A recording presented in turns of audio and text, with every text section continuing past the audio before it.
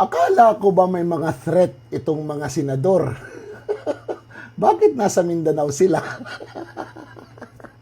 Sa Senado, hindi kayo safe. Pero doon sa Mindanao, safe kayo. Kakaiba din, ano? Siyempre, kasama niyo yung mga staff niyo dyan. Di ba? Hindi naman kayo lalakad na hindi kasama yung mga staff niyo. Eh, yung mga staff niyo, mga empleyado din yan. Oh, ng Senado. So, work from home din sila. Nagtatanong lang kasi nakakapagtaka. Ha? May threat ang mga senador, ang Senado hindi safe. Pero yung mag-travel sa ibang lugar, lalo na sa Mindanao ngayon, is much safer for them. O anyway, yun lang. Tatanong lang. Sayang ang bayot. Pakinggan natin yung binibida ni Marcos. Nais kong ipakita, kapag ang pera ng gobyerno ay ginagamit sa tama, ito yung kaya natin gawin. Kaya natin magtayo ng 4-story, 60 classrooms ng 8 months time. Parang niloloko mo naman yung taong bayan, Mr. President. 4 na taon ka na dyan. Ngayon ka lang magbibida na meron kang kaisa-isang proyekto na paggawa ng classroom na natapos ng 8 months after 4 years ng iyong panunungkulan. Ibinibida mo yung kaisa-isang proyekto mong yan. Ibinibida mo after 4 years na pwede palang gawin yan. Di ba? So, ano nangyari before dyan? Hindi mo alam na may nagnakaw sa pera ng taong bayan? Eh, paano yung mga flood control sa Ilocos Norte? 2023, 2024, tapos ngayon palang ginagawa. Yung iba, hindi pa rin mahanap. Paano yun? Magpapasikat ka ng classroom na pag ginamit ng tama ang pera ng gobyerno, ganito ang mangyayari. Di ba? So ano yung iba? Charge to experience. Ngayon ka lang magpapakita na meron kang ginagawa para sabihin mo sa taong bayan na may ginagawa ang pamahalaan para sa inyo. Obligasyon mo yan, Mr. President. And you should have done that 4 years ago.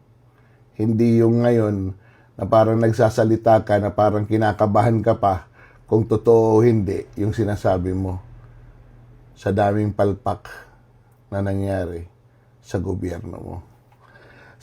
Hoy! Sabi ni Marcos, tayo daw, mga Pilipino, ay lumaban ng patas. Kayo, Mr. President, lumalaban ba kayo ng patas? Ha? Kayo ba ay tumutulong sa mga Pilipino na malaman ang totoo kung sino ang nagnakaw sa flood control na pera ng taong bayan? Ha? Hindi eh. Minamaniobra nyo eh. Hindi kayo lumalaban ng patas eh. Di ba? Yung mga senador, pinagkakasuhan ninyo. Huwag nyong sabihin na wala kayong kinalaman dyan. Ehekutibo kayo. Oh, kayo yung may hawak ng lahat. Sabihin nyo yung ombudsman, independent. Diyos mio Marimar, kayo ang nag-appoint sa dating DOJ Secretary na si Rimulya para maging ombudsman. Ano pa ba, Mr. President?